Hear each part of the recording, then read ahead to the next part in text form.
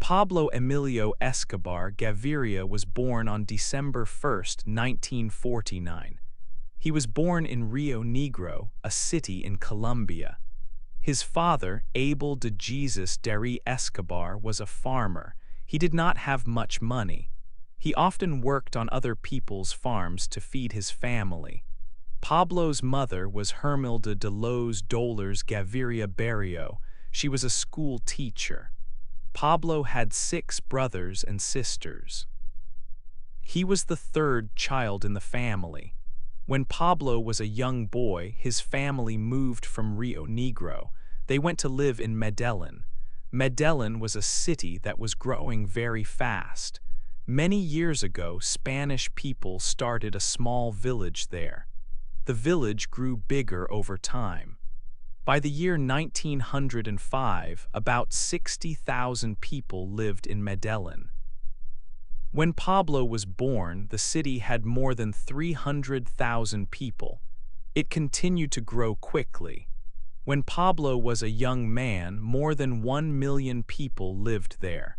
Medellin became a big center for factories and businesses.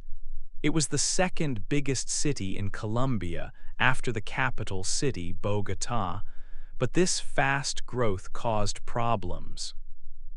Many people who moved to Medellin were very poor. There were not enough jobs or good houses for everyone. Pablo's family moved to this busy, poor city in the 1950s. His mother wanted him to do well in school. She had big hopes for him. But Pablo did not like school very much. When he was a teenager, he started getting into trouble. There was a lot of crime in Medellin because so many people were poor. Around the age of 14, Pablo joined a street gang. He soon left school. He was involved in fights. One story says he shot another young man in the foot with a gun. Because of this, Pablo spent his first nights in a prison. He also started doing small crimes with his friends. Some people say they stole heavy stones from graves. They cleaned off the names and sold the stones as new. Others say Pablo sold fake school certificates to people. It is difficult to know if all these stories about his early life are true. This was the beginning for a boy who would later become one of the most famous criminals in the world. 2. A life of crime begins. Colombia had many problems in the 20th century. Politics was difficult. There was a long fight between 2 main groups, the liberals and the conservatives. This fight led to a terrible time called La Violencia. It was a civil war that lasted for 10 years. More than 200,000 people died. Later, in 1964, a new conflict started. Groups like the FARC, the Revolutionary Armed Forces of Colombia, began fighting the government. The FARC controlled large parts of the countryside. This political instability and fighting made it easier for crime to grow. The government was busy with the conflict and could not control everything in the country. At the same time, people in other countries like the United States wanted illegal drugs. First, marijuana was popular. Then more people started using cocaine. Cocaine comes from the leaves of the coca plant. Colombia's weather and land are perfect for growing coca plants. Because the government was weak in many areas, especially in the countryside where groups like FARC had power, it became easy to grow coca and make cocaine. These armed groups often allowed drug production in their areas. They taxed the drug producers to get money for weapons. This helped the drug trade become very big in Colombia. Pablo Escobar saw an opportunity in this situation. He was already involved in crime in Medellin. When he was in his later teenage years, he moved from small crimes to bigger ones. He started working with others in organized crime. He sold illegal cigarettes. He stole cars. He and his group also started kidnapping rich people. They asked for large amounts of money, called ransoms, to return the people safely. Escobar wanted to get rich very fast. He was ready to do any crime to make money. He started smuggling marijuana. Around this time, in the early 1970s, Pablo met a young woman named Maria Victoria Henao. She was only a teenager. Pablo started dating her. Maria's family did not like Pablo. Her mother told her that if she stayed with him, she would spend her life visiting him in prison. But Maria did not listen. They got married in 1976. Pablo was 26 years old and Maria was 15. They later had 2 children, a son named Juan and a daughter named Manuela. Just before he got married in the mid-1970s, Pablo Escobar started working in the cocaine trade. Cocaine use was growing very fast in the United States. A woman named Griselda Blanco, who was already a smuggler, helped him get started. At first, Pablo's job was simple. He worked for other smugglers in Medellin. He delivered coca paste, the first stage of making cocaine, to secret places. There, workers turned the paste into powder cocaine. This was the beginning of his journey into the drug business that would make him famous and feared. 3. Building a big business. Pablo started his own business sending cocaine to the United States. He used small planes to fly the drugs. This was the start of a big group called the Medellin Cartel, but there was a problem early on. In May 1976, the police stopped Pablo and some friends. They had 18 kilograms of coca paste with them. Coca paste is used to make cocaine. Pablo tried to give money to the police and the judges. This is called a bribe. When the bribes did not work, he used violence. He ordered his men to kill the police officers who arrested him. The officers could not talk about the crime in court. Because of this, the judges dropped the case. Pablo was free. This showed how Pablo worked. He had a saying, plata o plomo. It means silver or lead.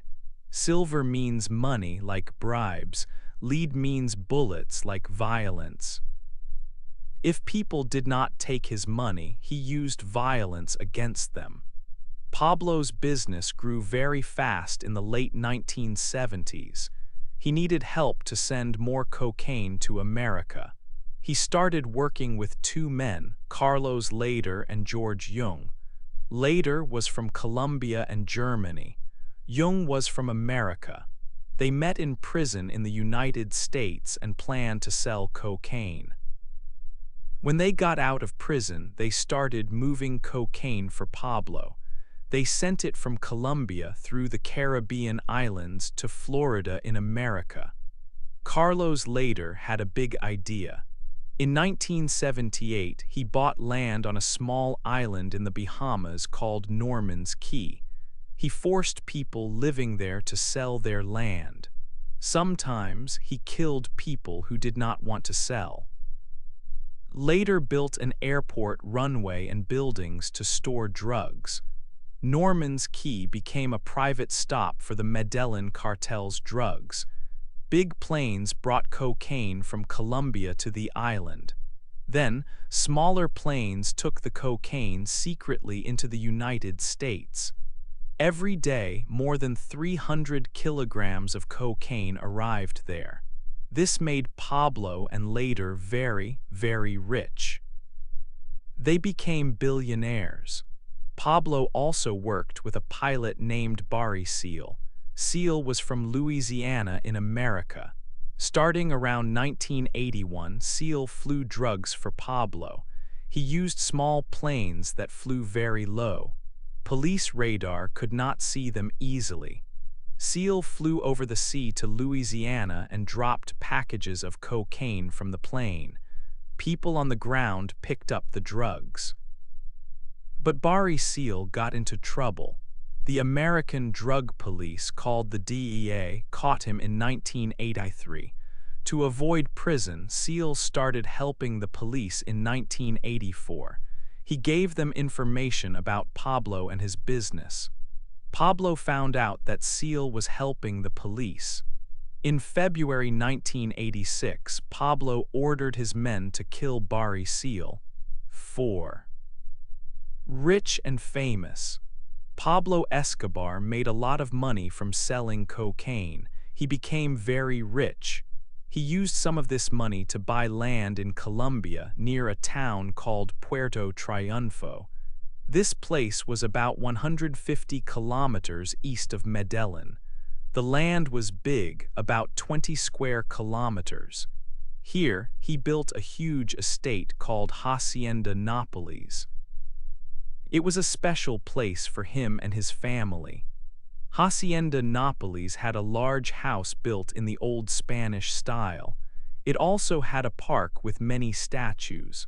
Pablo loved animals, so he built his own private zoo there. He brought many unusual animals from different countries to his zoo. There were zebras, elephants, giraffes, antelopes, and ostriches. Pablo especially liked hippos. He imported many hippos. Some of these hippos escaped later, and now wild hippos live in that area of Colombia. Pablo also collected old and expensive cars and motorcycles. He had a large collection at Hacienda Nápoles. He even built a small track for racing cars and a place for bullfighting shows. He wanted to build something like an old Greek building there too, but he never finished it. Hacienda Nápoles was not his only big property. He also bought a very large pink house on Miami Beach in Florida in the 1970s. At that time, people did not know him as a big drug lord, so the house was in his name. Later, the U.S. government took the house away. Pablo also owned a big estate on an island called Isla Grande.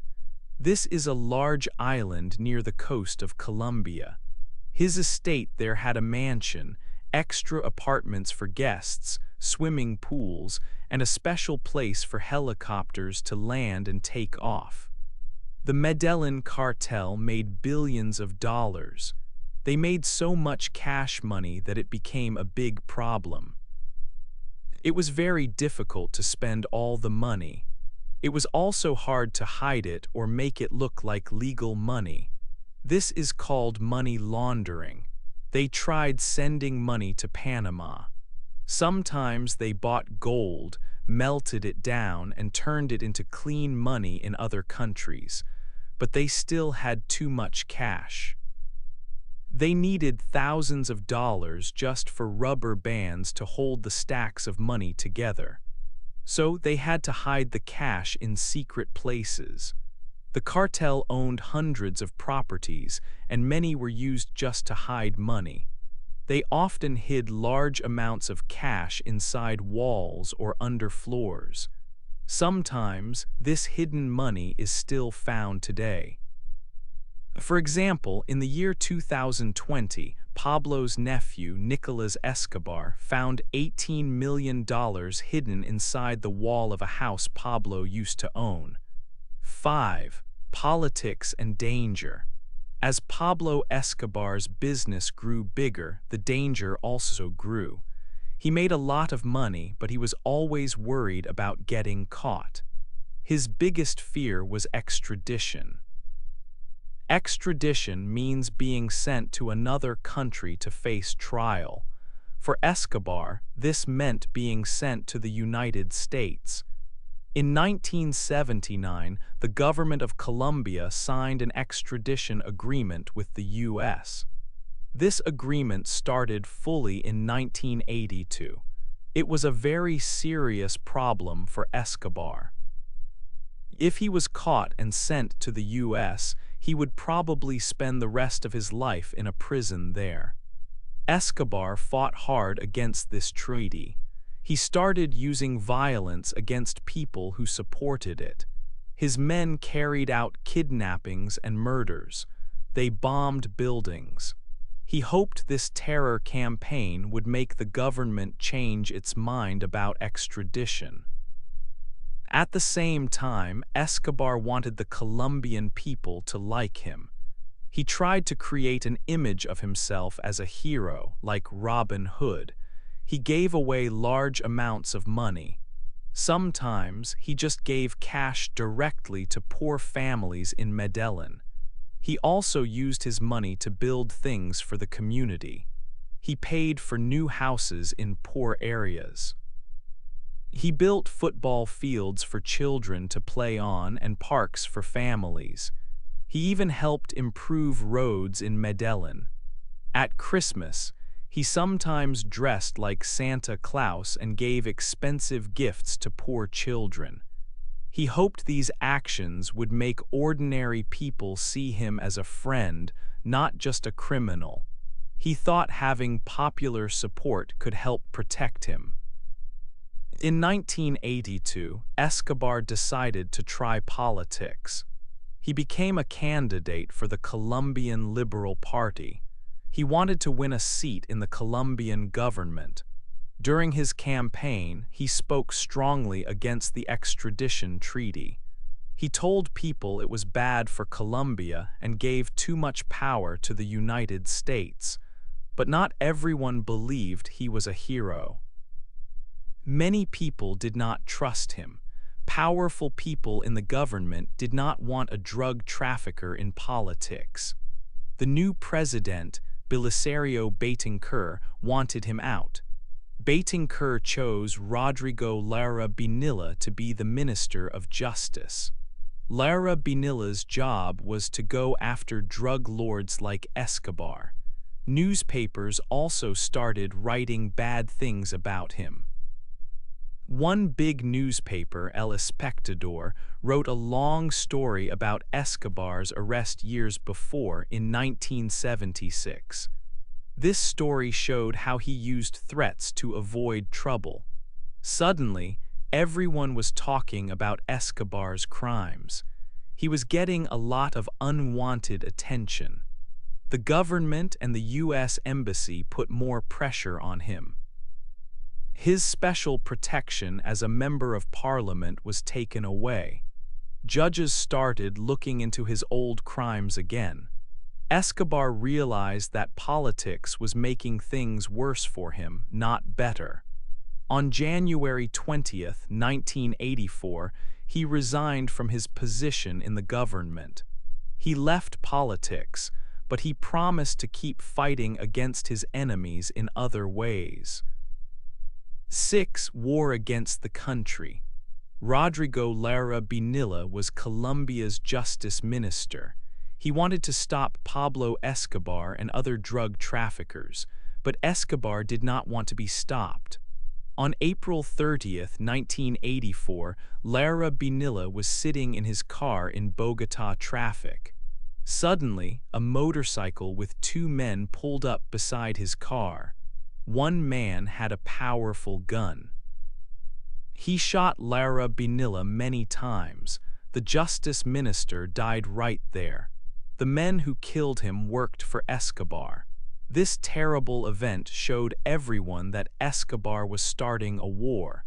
It was a war against his own country, the government of Colombia. Because of the killing, the government decided to act strongly. They wanted to use the extradition treaty with the United States. This treaty meant that drug traffickers like Escobar could be sent to the U.S. for trial. Escobar was very scared of this. He did not want to go to prison in America, so he quickly left Colombia with his wife and children. He stayed in Panama for a while and then went to Nicaragua, but he did not stay away for long. He returned to Colombia at the end of 1984. When Escobar came back, he needed help to fight the government. He started working with a Colombian guerrilla group called M19. M19, or the 19th of April movement, was a group of fighters. They were already fighting against the government in Colombia. Like Escobar, M19 did not like the extradition treaty. They thought it gave the U.S. too much power over Colombia. Escobar gave M19 money and support. Together, they planned a very big and dangerous attack in Bogotá. Their target was the Palace of Justice. This important building was where the Colombian Supreme Court judges worked. On November 6, 1985, about 35 M19 fighters stormed into the building. They were heavily armed. Inside, they took more than 300 people as hostages. Many of these hostages were the country's top judges. The M19 fighters demanded that the government end the extradition treaty. They also wanted the Colombian president to leave his job. The Colombian army arrived quickly and surrounded the Palace of Justice. For almost a full day, the situation was very tense. On the afternoon of November 7th, the army decided to attack the building to free the hostages. Soldiers stormed the palace. A terrible battle started inside. The fighting lasted for many hours. It was a disaster. Nearly 100 people were killed during the fight. Almost all the M19 fighters died. Sadly, half of the Supreme Court judges, 12 judges, were also killed. Something else important happened during the attack. A big fire started inside the Palace of Justice. This fire destroyed many rooms and thousands of important legal papers. These papers had information about many drug traffickers, including Escobar. They were evidence for crimes. Losing this evidence was very helpful for Escobar and other traffickers. It became much harder for the police and the courts to charge them with crimes. Some people believed the M19 fighters burned the papers on purpose to help Escobar, but it is more likely the fire was an accident caused by the army's attack. The attack on the Palace of Justice was a dark day for Colombia. It showed how violent Escobar's war against the country had become. 7. The King of Cocaine. In 1986, Colombia got a new president, Virgilio Barco. He decided to be tougher on Escobar and the drug groups. Early in 1987, the police showed this new plan. They stopped some of Escobar's cars. Pablo was not in the cars, but the police caught his wife Maria and their children, Juan and Manuela. They had to stay in a police station for some hours. Then Escobar's lawyers helped them get out. This showed the government wanted to stop Escobar and was willing to go after his family. But the government was not Escobar's only enemy. Another big drug group, the Cali cartel, started fighting with Escobar's Medellin cartel. This began around the middle of the 1980s. By late 1987, it was a real war between them. There were many killings and bombs used by both groups. In 1988, the Cali cartel even put a car bomb outside Escobar's house in Medellin. This fight with the Cali cartel did not stop. It continued for the rest of Pablo's life. Even with these big problems, the late 1980s were the time when the Medellin cartel was strongest. They became very rich and very powerful. People wanted more and more cocaine, especially in the United States. The cartel made huge amounts of money.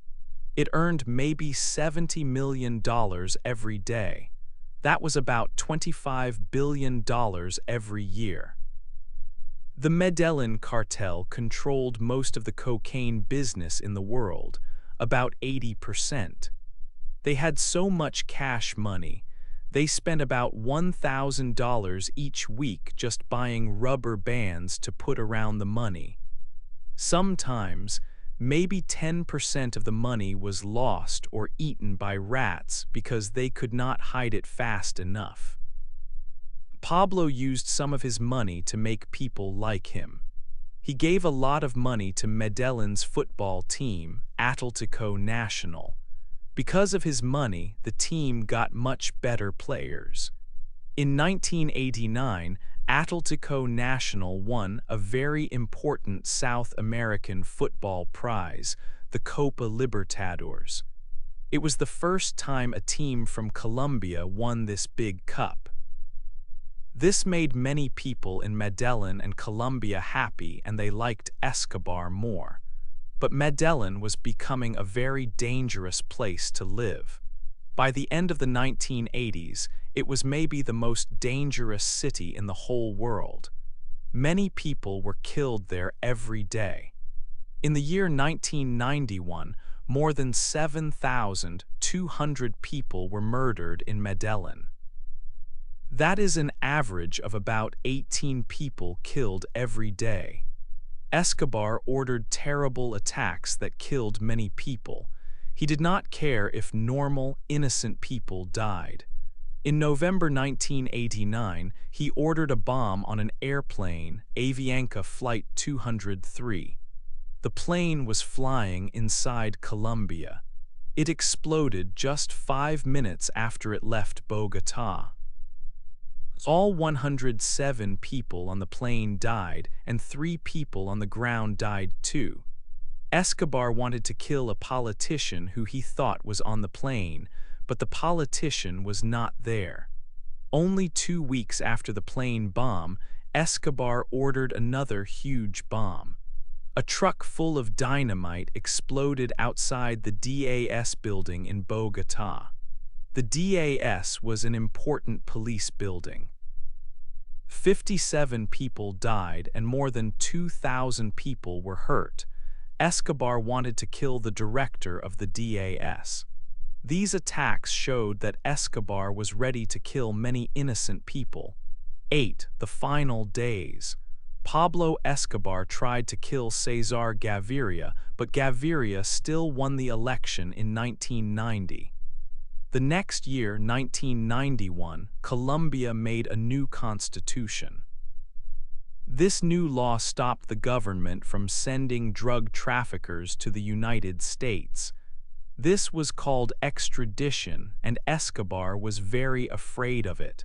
With extradition stopped, Escobar talked with the government. He agreed to go to prison, but only if he could build it himself. He built a special prison called La Catedral.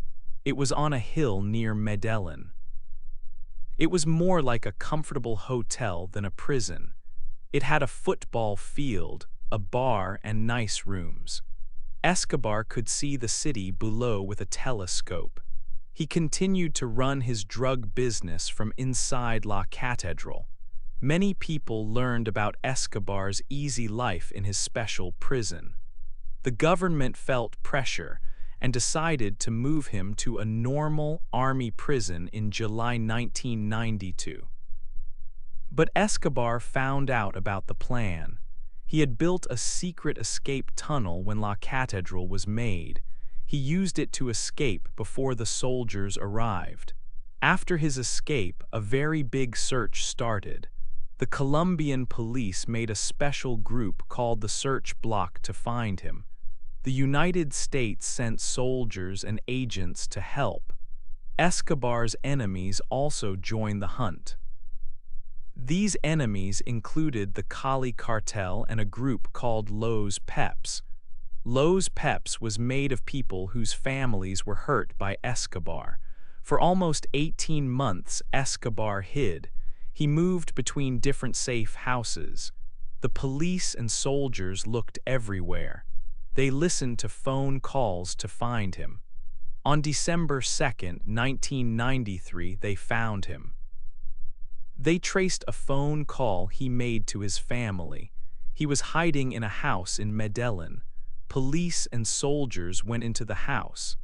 Escobar and his bodyguard ran onto the roof. There was shooting. Escobar was shot and died on the rooftop. This was one day after his 44th birthday. Many people in Medellin were sad when Escobar died. Over 25,000 people went to his funeral.